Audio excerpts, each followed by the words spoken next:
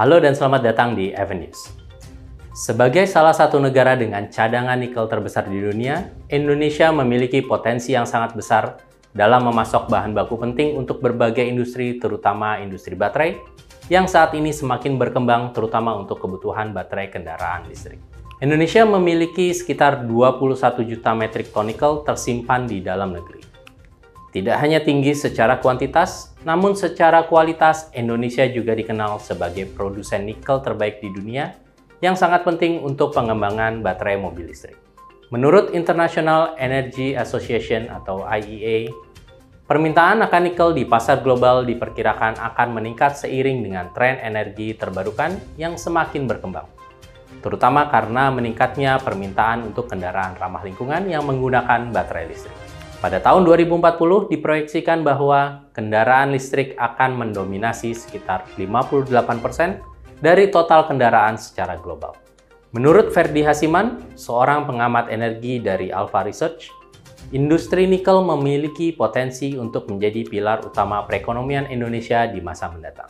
Selain itu, pengaturan tata kelola niaga terkait harga nikel dan bagi hasil pemerintah pusat dan daerah juga harus jelas.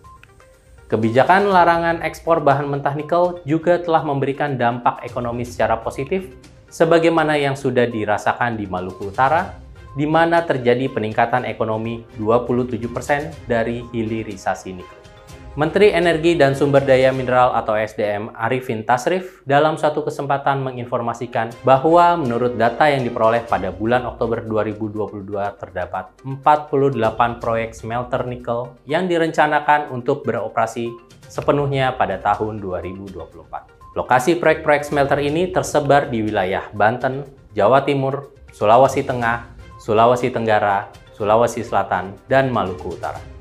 Ia melanjutkan bahwa Kementerian SDM juga terus bekerja keras untuk memfasilitasi investor dalam mewujudkan rencana proyek smelter yang telah disusun. Upaya ini bertujuan untuk mendukung visi Indonesia dalam sektor pertambangan dan energi. Salah satu metode yang dapat digunakan untuk meningkatkan nilai tambah, terutama pada biji nikel dengan kadar rendah adalah dengan menggunakan metode hidrometalurgi. Metode ini memungkinkan pengolahan biji nikel rendah menjadi bahan baku untuk pembuatan baterai kendaraan listrik. Dengan meningkatnya kebutuhan akan nikel, penambangan nikel di Indonesia juga semakin masif. Tidak dapat dipungkiri bahwa kegiatan penambangan ini mempunyai dampak terhadap lingkungan dan sosial di sekitar kawasan tambang. Beberapa permasalahan lingkungan yang terjadi adalah kerusakan lahan dan pencemaran air dari limbah buangan nikel. Di samping itu, terdapat pula masalah sosial antara lain kemiskinan atas warga di sekitar lokasi penambangan nikel. Dengan terus melangkah maju dalam industri pertambangan nikel, penting untuk mengakui bahwa polemik seputar dampak sosial dan lingkungan dari aktivitas tambang nikel tidak boleh diabaikan. Sementara cadangan nikel yang melimpah di Indonesia memberikan peluang luar biasa bagi pertumbuhan ekonomi dan industri, kita juga harus menjaga keseimbangan antara ekonomi, pelestarian lingkungan, dan kesejahteraan masyarakat lokal. Dalam lingkungan, penting untuk menjaga kelestariannya mengingat ekosistem hutan hujan di Sulawesi memiliki nilai ekologis yang sangat penting. Ekosistem hutan hujan bukan hanya merupakan sumber ekonomi dan penopang kehidupan bagi masyarakat, tetapi juga menjadi habitat yang sangat krusial bagi flora dan fauna endemik Sulawesi.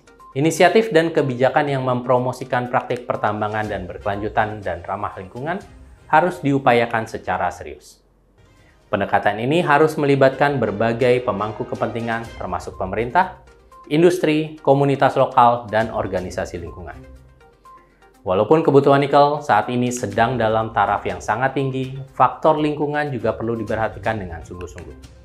Karena dampak eksploitasi nikel yang berkelanjutan dapat menyebabkan kerusakan lingkungan yang jauh lebih serius di masa depan. Demikianlah pembahasan kita kali ini dan sampai bertemu pada pembahasan berikutnya hanya di Avenues.